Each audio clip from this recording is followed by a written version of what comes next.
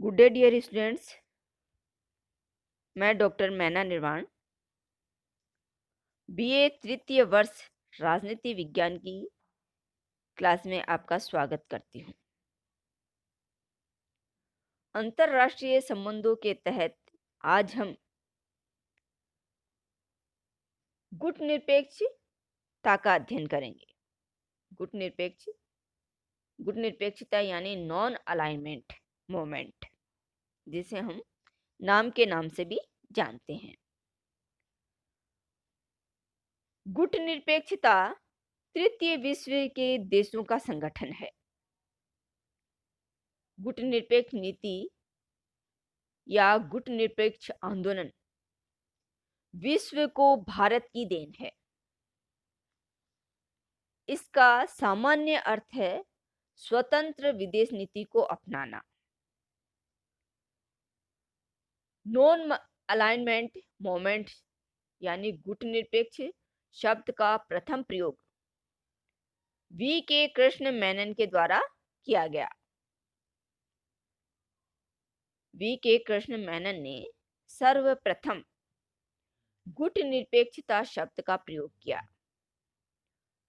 और नाम शब्द यानी नॉन अलाइनमेंट मोमेंट शब्द का प्रथम प्रयोग जॉर्ज लिस्का के द्वारा किया गया।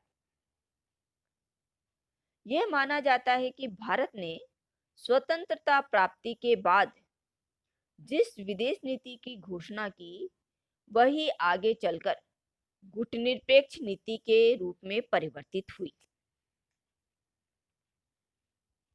जब भारत स्वतंत्र हुआ यानी कि द्वितीय विश्व युद्ध के बाद में अंतर्राष्ट्रीय राजनीति पर यूरोपीय देशों का प्रभुत्व था और यूरोपीय देशों की इस प्रभुत्व का मूल आधार था शक्ति व शक्ति की राजनीति तथा शक्ति प्रभुत्व।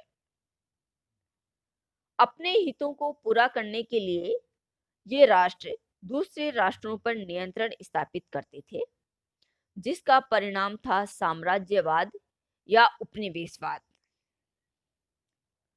जिसकी गिरफ्त में एशिया, अफ्रीका तथा लैटिन अमेरिका के राज्य, जिन्हें हम तीसरी दुनिया के राज्य कहते हैं, ये सभी इस साम्राज्यवाद व उपनिवेशवाद की गिरफ्त में आ रहे थे। इस तीसरी दुनिया की सामूहिक आवाज को गुटनिरपेक्षता के नाम से जाना जाता है। यानी गुटनिरपेक्ष आंदोलन तीसरी दुनिया की सामूहिक आवाज है।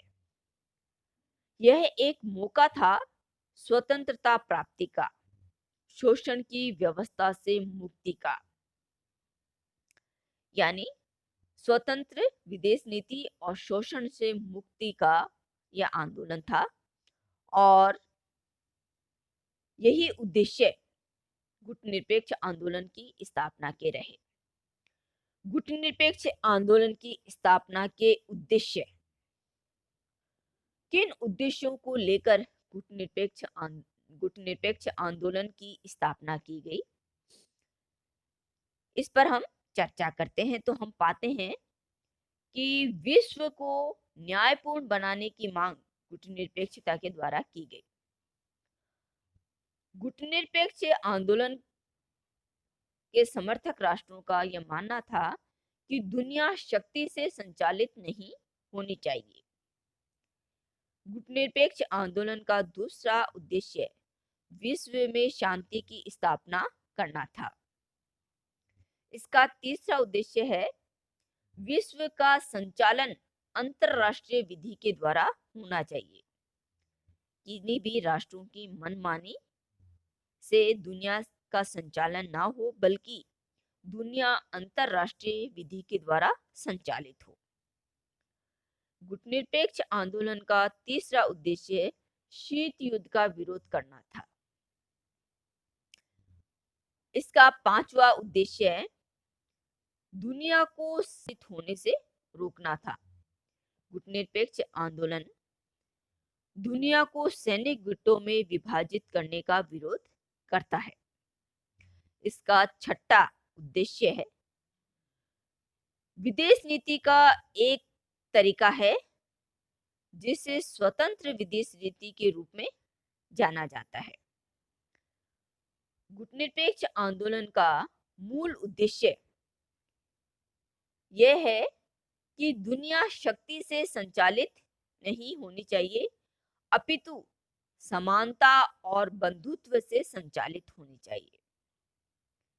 यानी कि गुटनिरपेक्ष आंदोलन की स्थापना के पीछे दुनिया को समानता, बंधुत्व और एकता के रूप में स्थापित या दुनिया में एकता की स्थापना करना इसका उद्देश्य था। गुटनिरपेक्ष आंदोलन शीत युद्ध का सैनिक गुटों में दुनिया के विभाजन का विरोध करता है और यह दुनिया के संचालन हेतु अंतरराष्ट्रीय विधि का समर्थन करता है और अंतरराष्ट्रीय विधि के माध्यम से यह समतापरक और न्यायपूर्ण विश्व के निर्माण की मांग करता है। गुटनिरपेक्षता का अभिप्राय क्या है? क्या गुटनिरपेक्षता दुनिया से अलग रहने की नीति है अथवा यह मात्र सैनिक गुटों का विरोध है? जब हम गुटनिरपेक्षता पर चर्चा करते हैं तो हम पाते हैं कि गुटनिरपेक्षता एक संगठन नहीं है वरन एक आंदोलन था जिसके द्वारा साम्राज्यवाद, रंगभेद, हथियारों की होड़ का विरोध किया गया। यह तीसरे प्रकार के गुट का निर्माण नहीं है अपितु संपूर्ण दुनिया को गुटों से दूर रखने की नीति है।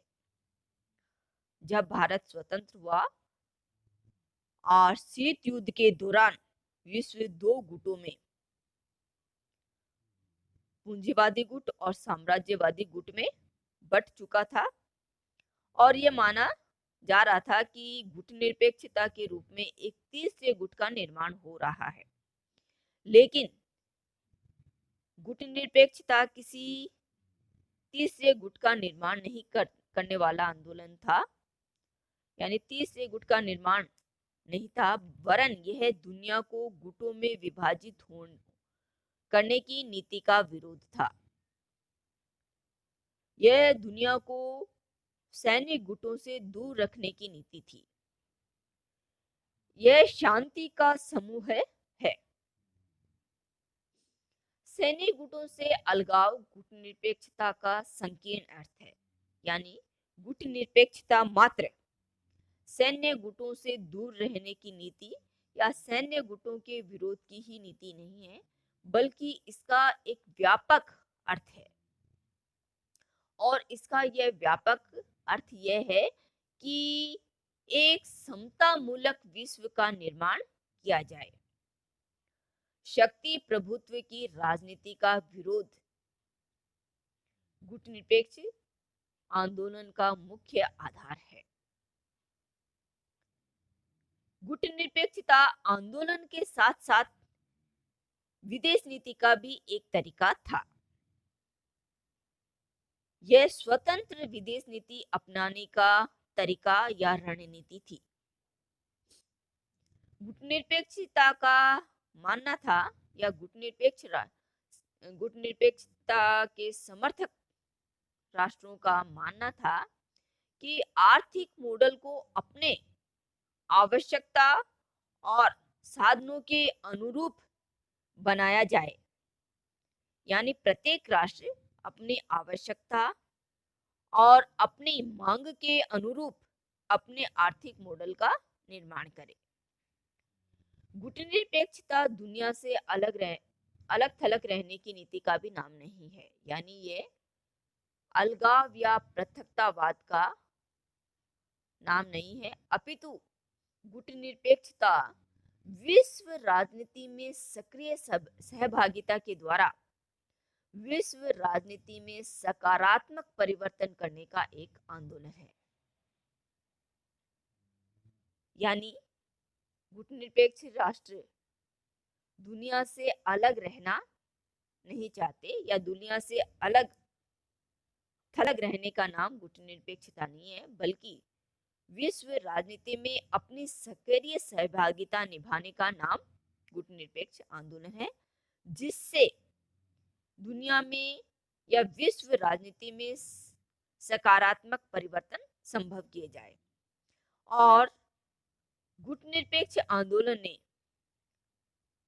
इस सकारात्मक सहभागिता का उदाहरण कई अवसरों पर प्रस्तुत किया, जैसे कोरिया संकट के समय, स्वेज नहर संकट के समय, अफगानिस्तान में सोवियत हस्तक्षेप की निंदा करके गुटनिरपेक्ष आंदोलन ने अपनी सक्रिय सहभागिता का परिचय दिया।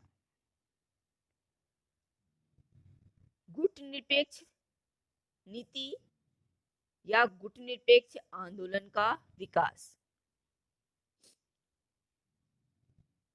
गुटनिरपेक्ष आंदोलन की शुरुआत द्वितीय विश्व युद्ध के बाद में हो गई थी और यह इसका प्रारंभिक चरण था।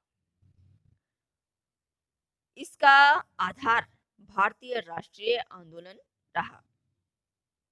1927 में नेहरू ने बेल्जियम में साम्राज्यवाद की समाप्ति और विरोध में होने वाले सम्मेलन में भाग लेते हुए भारत का प्रतिनिधित्व किया और इस सम्मेलन में अपने राष्ट्रीय आंदोलन के व्यापक दृष्टिकोण को व्यक्त करते हुए जवाहरलाल नेहरू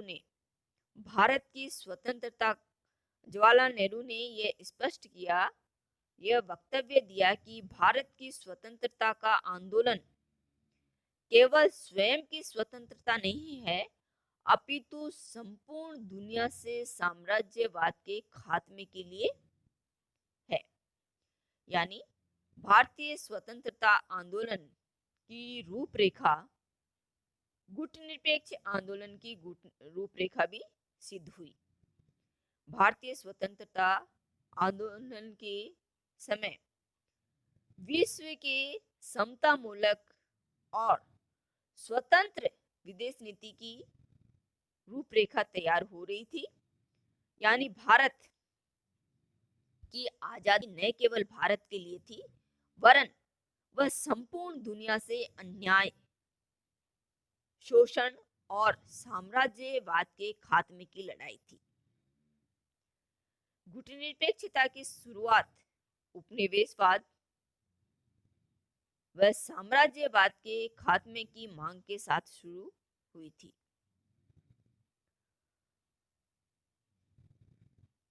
ये इसका प्रारंभिक चरण था। गुटनिरपेक्ष आंदोलन के समय समय पर कई सम्मेलन हुए। इन सम्मेलनों में गुटनिरपेक्ष राष्ट्रों ने गुटनिरपेक्षता की अपनी नीति, उसकी रूपरेखा और उसकी योजनाओं का निर्धारण किया।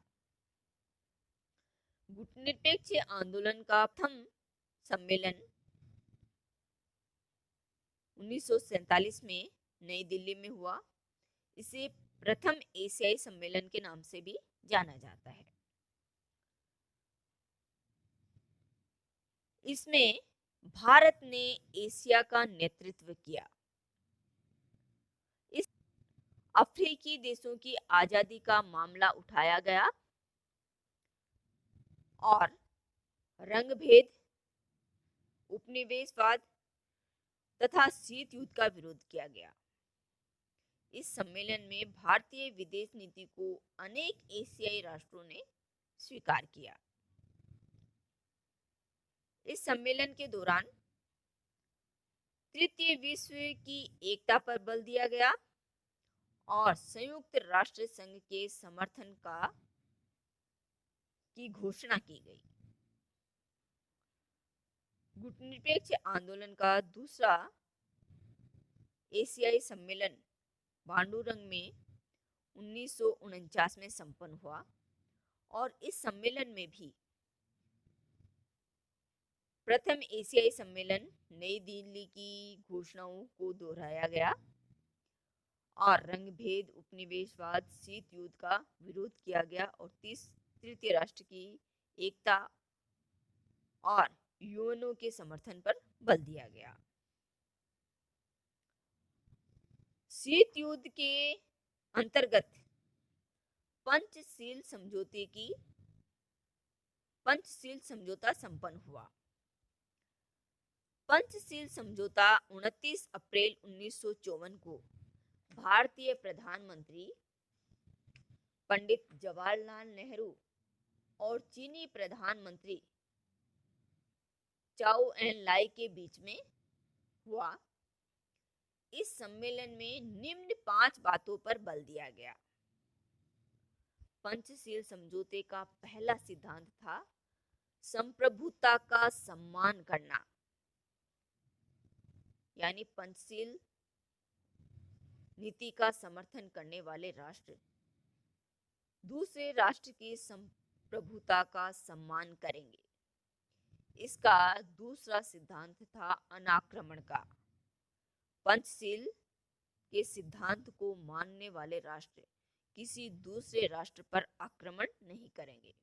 इसका तीसरा सिद्धांत हस्तक्षेप की नीति था, जिसका तात्पर्य है कि पंचशीलता का समर्थन करने वाले राष्ट्र या पंचशीलता को मानने वाले राष्ट्र किसी दूसरे राष्ट्र की नीति में, दूसरे राष्ट्र के आंतरिक मामलों में किसी प्रकार का हस्तक्षेप नहीं करेंगे। इसका चौथा सिद्धांत है परस्पर समानता के साथ लाभ की प्राप्ति करना। और पांचवा लक्ष्य पंचशील सिद्धांत का था शांतिपूर्ण सह अस्तित्व, यानी पंचशील के समर्थक राष्ट्र शांतिपूर्ण सह अस्तित्व के साथ दूसरे राष्ट्र की स्वीकार्यता को समझेंगे, उसको स्वीकार करेंगे। पंचशील समझौते को केलांग-प्रिया पैक्ट की पुनरावृत्ति कहा जाता है। इसमें राष्ट्रों ने युद्ध के उन्मूलन की घोषणा की थी।